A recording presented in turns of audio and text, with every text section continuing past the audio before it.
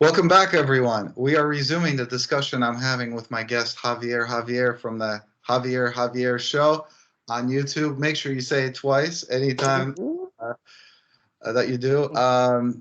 Be sure to check it out. The link is in the description. Do you want to tell us a little bit more about your work? Yeah.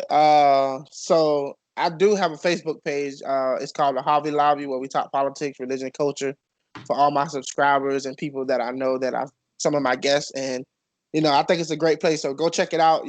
Also check out my YouTube channel, Javier Javier Show. Make sure you say it twice. And that's pretty much the summary of it. I'll let them decide if they like my content or not.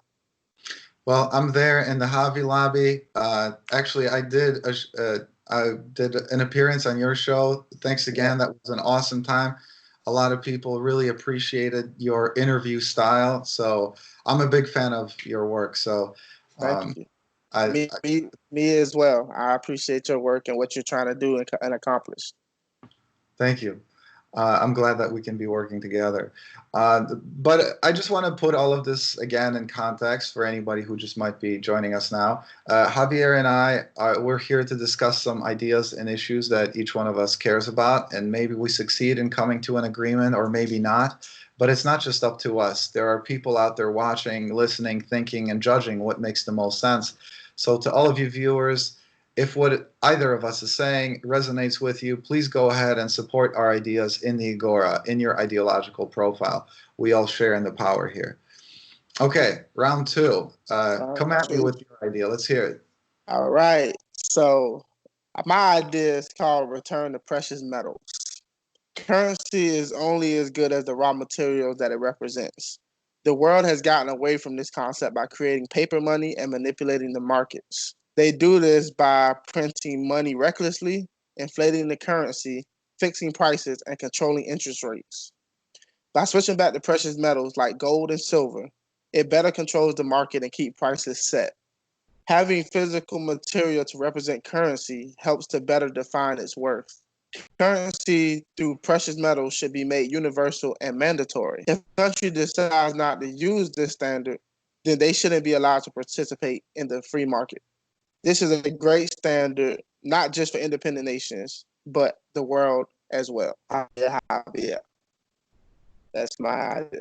Do support my idea. If not, why not? You know what? I think you're definitely identifying some problems that I also think are problems.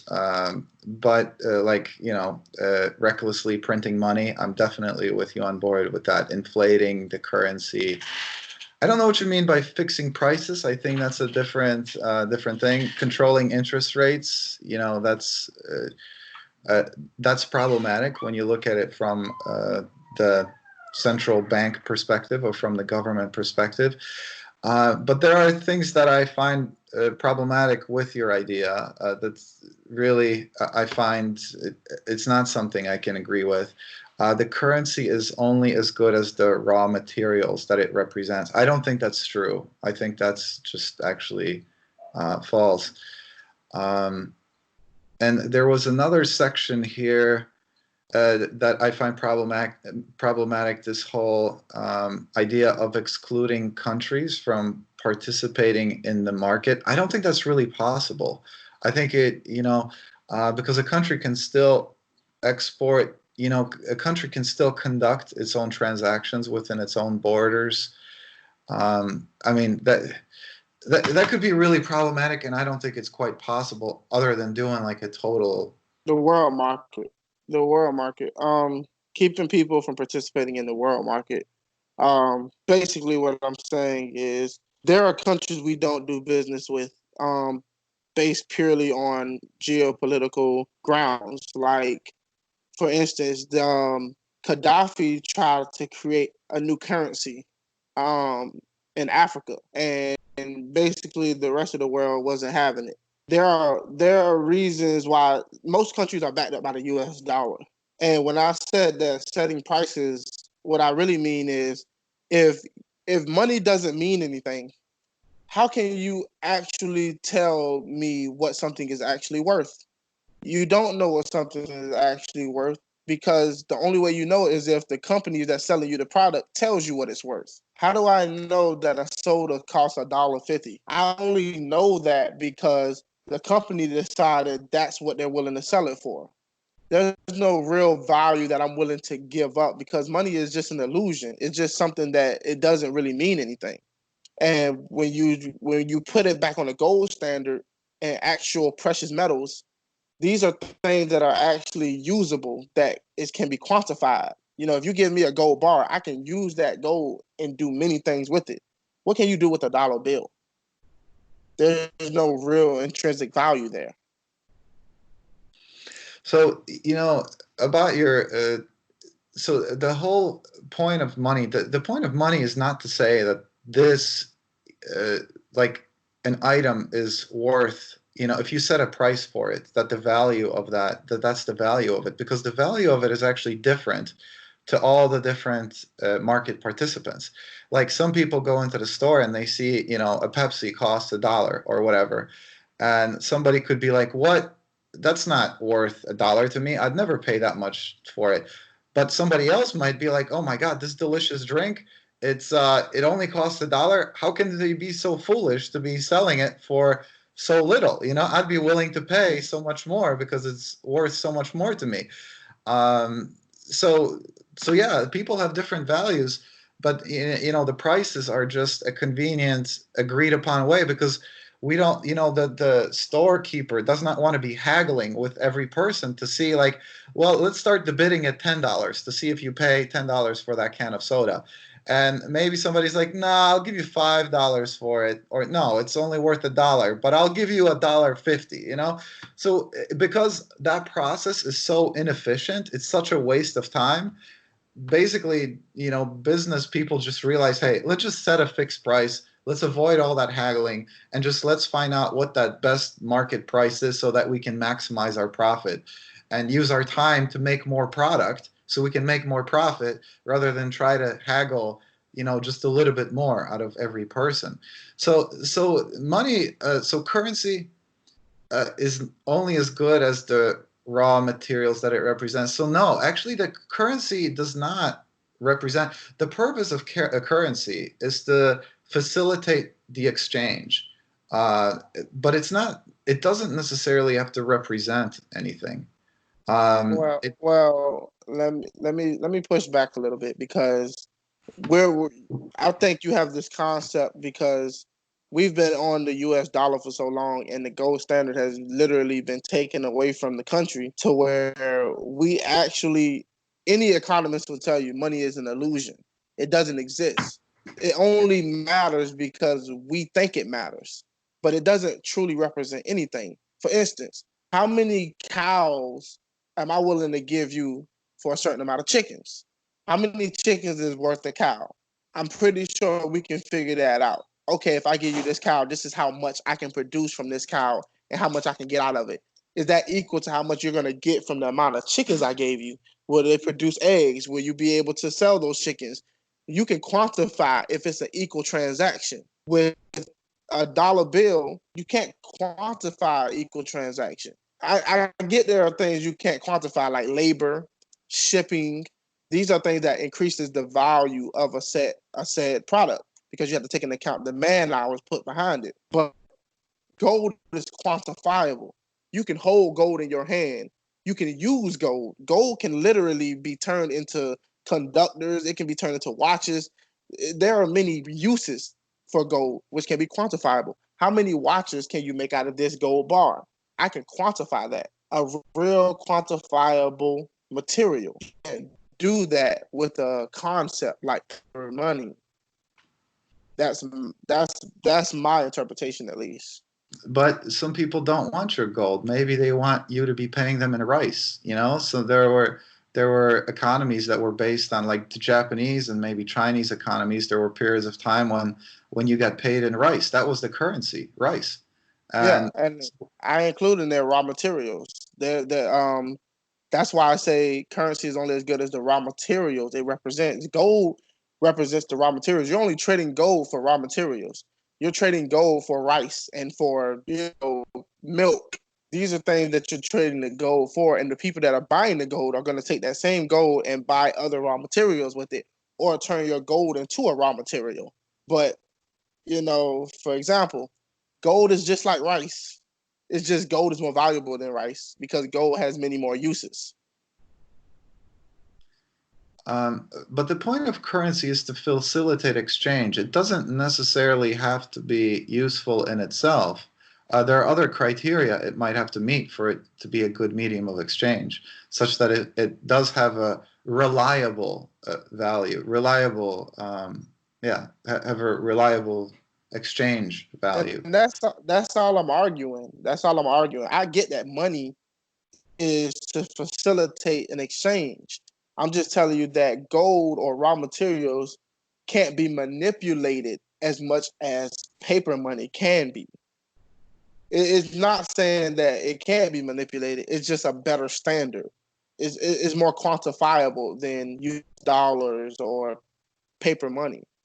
Well, it's actually not, because if you look at the history, when the Spanish discovered the Americas, and they started importing all of this gold, well, stealing all of this gold from the Americas, all of a sudden that there was this whole huge supply of gold, and they were able to buy things with it.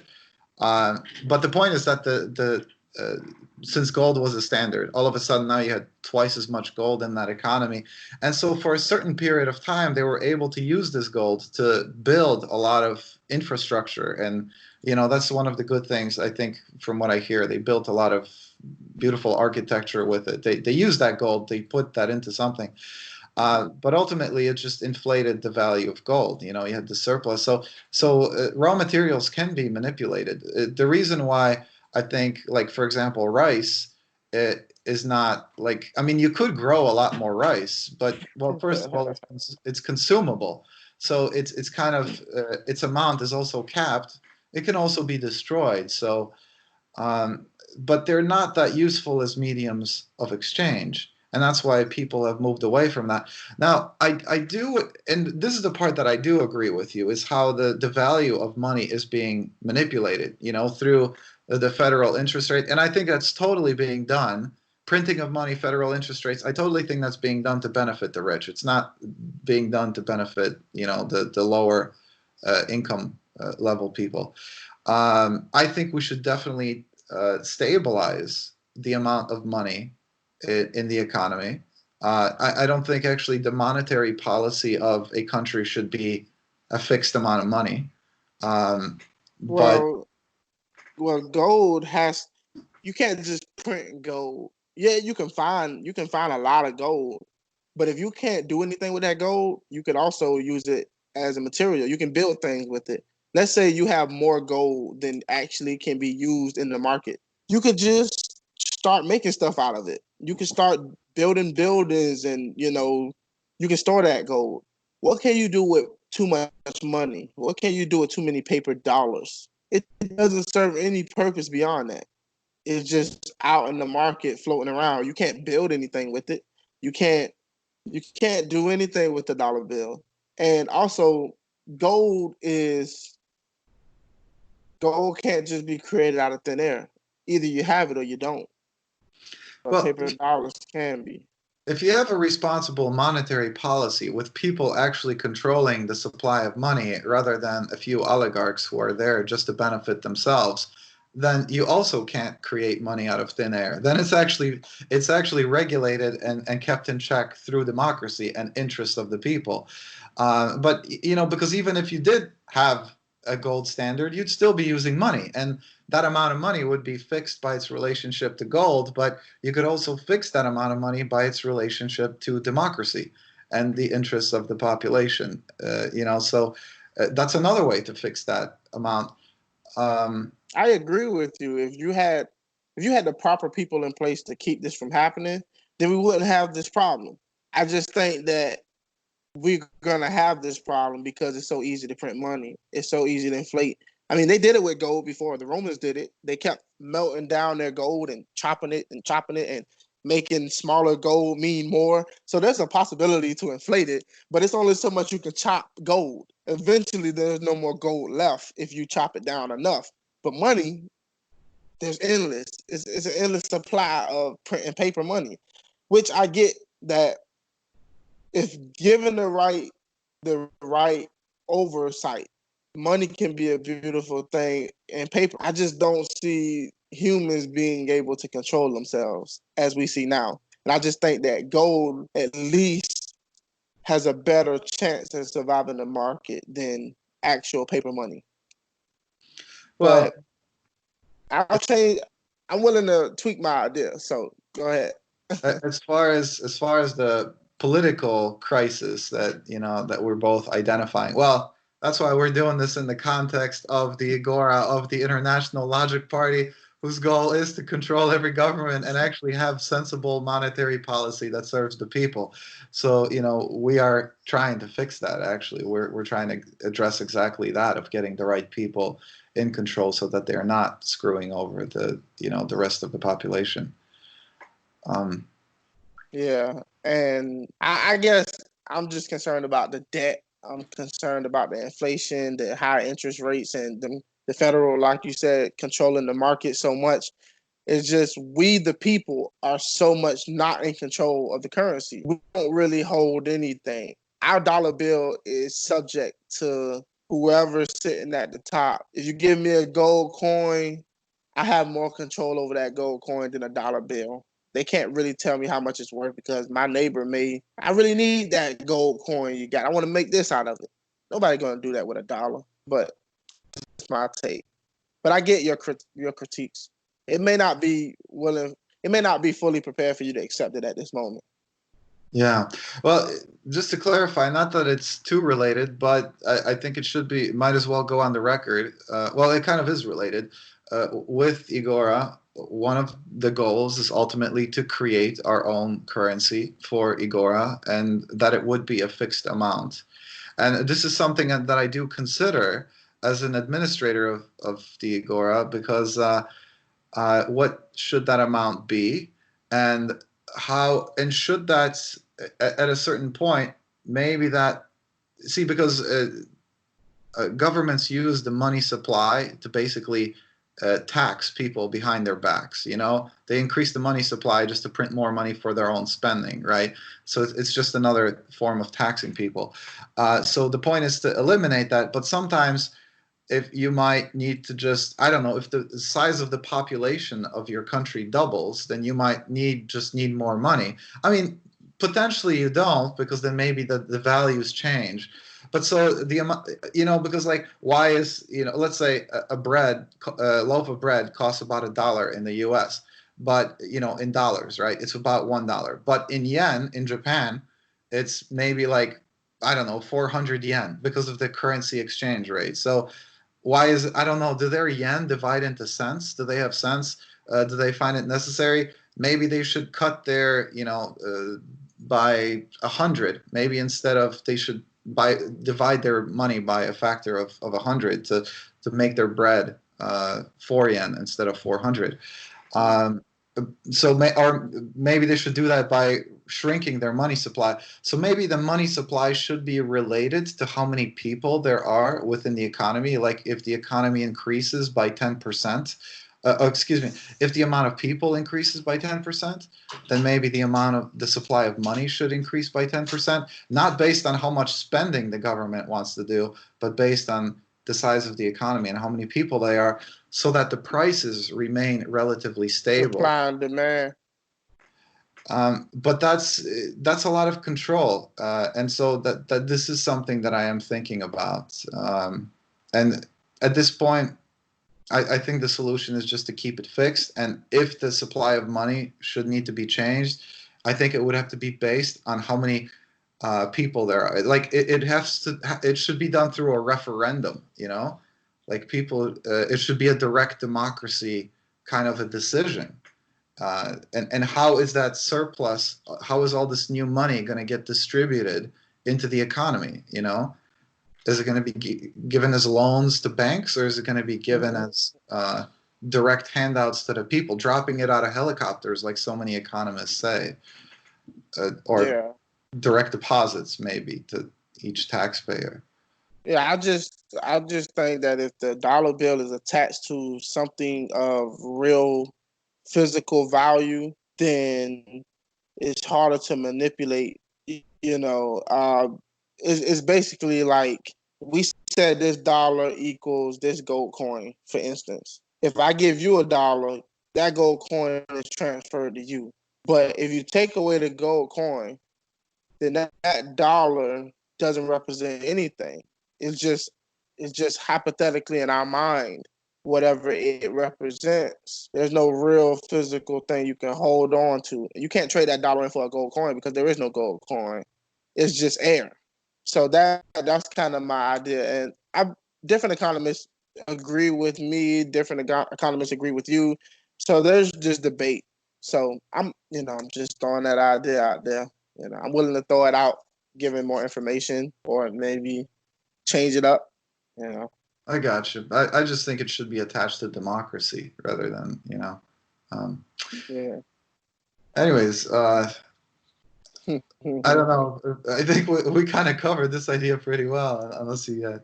Yeah, I think it gives other people the opportunity to think about it and see, exactly whether.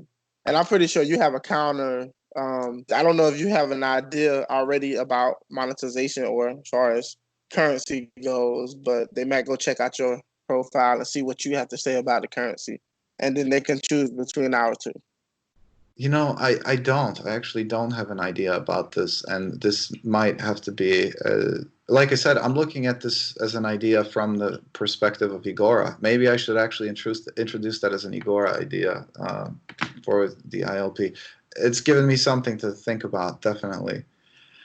Um, shall we wrap it up with this idea? Pretty good. Yeah, I think, we covered exclusively in a short amount of time. We did good. Yeah. All right. So I guess that's all we got for this idea. So this is the second half of our show. Fascinating stuff as always. And again, to our viewers, if any of these ideas that we discussed speak for you, please support them in the Agora so that they can rise up, so more people can see them and more people can support them. Javier, thank you so much for joining me today. Not a problem. Tell them to make sure they say it twice. Come check out my show. For sure, definitely. Check it out. I've been sending people to watch the interview that we've done, and I'm watching some of your other episodes to find some other golden nuggets. Yeah. So, Our episode was really good. It's getting really good views. So thanks a lot and keep up the good work with Igor. I think it's a wonderful idea. thank you. Thank you for those who joined us watching. Please like and subscribe if you enjoy the show. But hey, if the ideas that we discussed do not represent you well enough, please go ahead and create your own ideas in Egora. Tell others about those ideas. Come on this Egora Experience show to discuss your ideas with me, or best yet, start doing your own Egora Experience program. Thanks again, everyone, and see you in the Agora.